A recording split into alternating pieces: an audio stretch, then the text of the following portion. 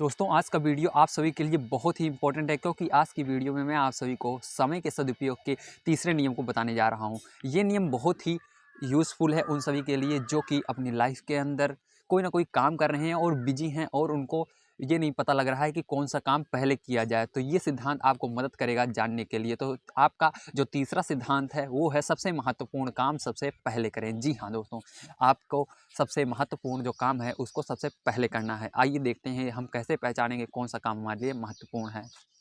अक्सर हमारी दिनचर्या इस तरह की होती है कि हमारे सामने जो काम आता है हम उसे करने में लग जाते हैं और इस वजह से हमारा सारा समय छोटे छोटे कामों में निपटाने में ही चला जाता है। यहाँ पर जैसे बताया जा रहा है आप सबके सामने जो भी काम आता है आप सभी इसको करने लगते हैं और उसके बाद ये सोचते भी नहीं है कि हमको कौन सा काम करना चाहिए कौन सा काम नहीं करना चाहिए। आप उस छोटे छोटे काम को करने के चक्कर में अपने महत्वपूर्ण काम को भूल जाते हैं और छोटे काम को करते हुए अपना दिन पूरा बिता देते हैं।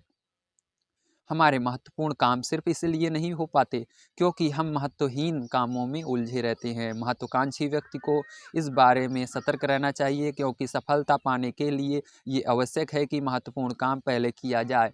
हमारे जो महत्वपूर्ण काम है दोस्तों इसीलिए नहीं हो पाते क्योंकि हम सभी छोटे छोटे कामों को करने में लगे रहते हैं और हम जो महत्वपूर्ण काम है उसको नहीं करते हैं। इसलिए आपको सतर्क रहना है और आपको ये जानना है कि हमारे लिए कौन सा काम ज़्यादा उपयोगी है।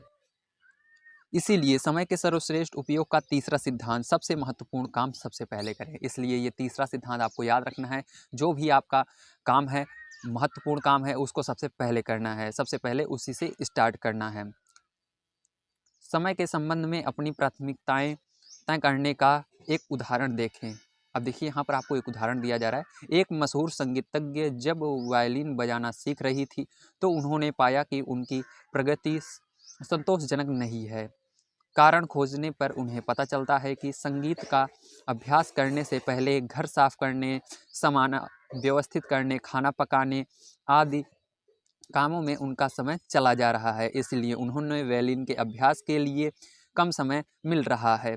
ये जानने के बाद उन्होंने संकल्प किया कि क्योंकि संगीत उनके लिए सबसे महत्वपूर्ण है इसलिए वे सबसे पहले संगीत का अभ्यास करेंगी, बाकी सारे काम इसके बाद करेंगी। खुद को इस तरह अनुशासित करने के बाद उन्होंने संगीत के क्षेत्र में उल्लेखनीय प्रगति की क्योंकि अब वे अपना सबसे महत्वपूर्ण काम सबसे पहले कर रही थीं।